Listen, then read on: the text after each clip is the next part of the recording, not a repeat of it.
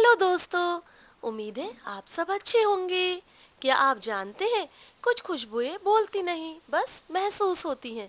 और आज मेरा घर भी एक ऐसी ही खुशबू से महक रहा। जब दूध धीरे धीरे पकता है, इलायची की खुशबू हवा में फैलती है और खीर की सतह पर हल्की सी मलाई जमने लगती है, तो समझ आ जाता है कि आज कुछ स्पेशल बनने वाला है। और आज मैं बना रही हूँ स्पेशल खोया खीर।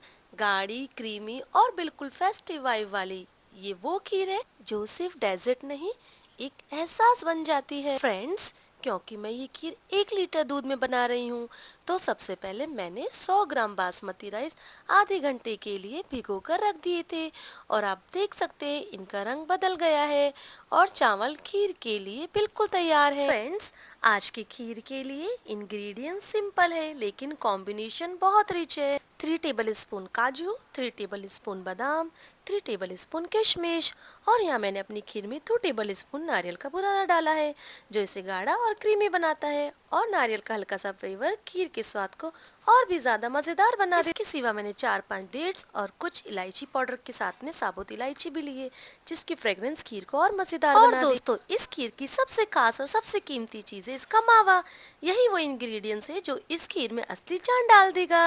यह मैंने 100 ग्राम मावा लिया है, जो खीर को रिच, क्रीमी और बेहद स्वादिष्ट बना दे। और आखिर में दोस्तों, यह है 1 लीटर दूध। इसी से हम अपनी खीर बनाएंगे। तो चलिए दोस्तों, फटाफट अब हम अपनी मजेदार खीर बनाना शुरू करते हैं। यहाँ पर आप सबसे पहले एक हैवी बॉटम पैन में दूध डालिए और मीडियम आंच पर रख दीजिए और दूध को धीरे धीरे उबलने के लिए छोड़ दीजिए। जब तक हमारा दूध गर्म हो रहा है, तब तक मैं चावलों को मिक्सी में हल्का सा पीस लेती हूँ। इससे खीर में मोटे मोटे चावल नहीं आते और हर बाइट स्मूथ लगती है। पिसे हुए चावल खीर को और भी क्रीमी और स्वादिष्ट बना देते हैं। और यहाँ पर बीच बीच में दूध में चम्मच चलाना जरूरी है, ताकि दूध नीचे ना लगे। और जैसे ही दूध धीरे धीरे गर्म होता है, उसकी खुशबू पूरी रसोई में फैलने लगती है। और अब हमारा दूध अच्छी तरह से उबल चुका है।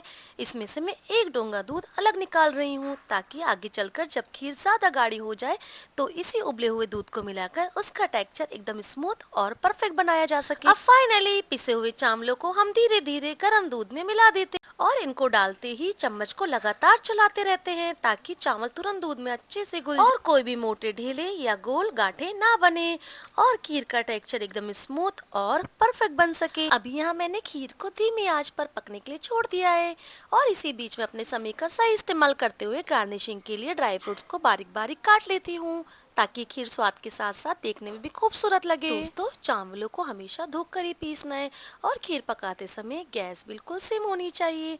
बीच बीच में चम्मच अच्छे से चलाते रहें, ताकि हमारी खीर नीचे ना लगे। और इसी बीच में अपनी साबुत इलायची को इमाम दस्ते में कूट लेती हूँ।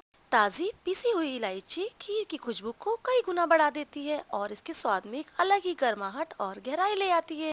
इलायची न सिर्फ फ्लेवर को बैलेंस करती है, बल्कि दूध की मिठास को और भी ज्यादा रिच बना देती है। और इनके बचे हुए छिलकों को जाया ना करें, इनको आप अपनी चाय के लिए इस्तेमाल कर सकते हैं। और अब इस ताज़ा पिसे हुए इलायची पाउडर को हम अपनी खीर में डाल रहे हैं और तुरंत चम्मच अच्छे से चलाते रहें, ताकि इसकी खुशबू हर बूंद में घुल जाए। और अब आता है इस खीर का सबसे मेन और सबसे रिच इंग्रेडिएंट्स, खोया।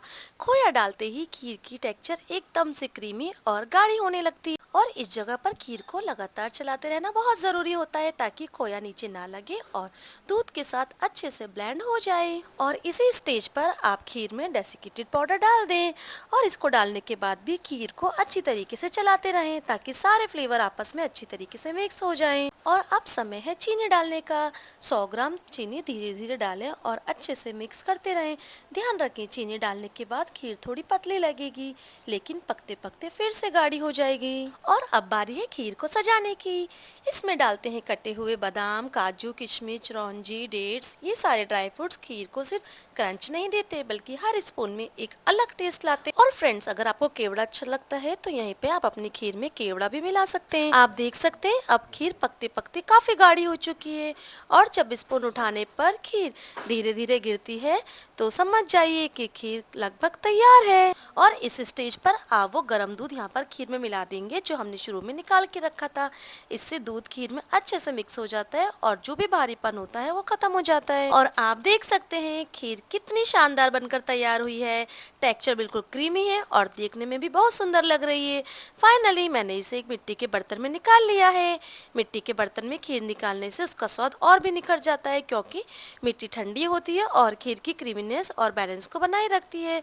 इससे खीर में और हल्की सी देसी खुशबू और ट्रेडिशनल टेस्ट आ जाता है। ऊपर से ड्राई फ्रूट्स स्प्रिंकल करें और पहला स्पून लेते ही जो टेस्ट आता है वो सिर्फ मिठास नहीं, एक कंफर्ट है। So friends, I hope that you like my this recipe. फिर मिलेंगे किसी और मिठास के साथ। Till then bye bye, take care.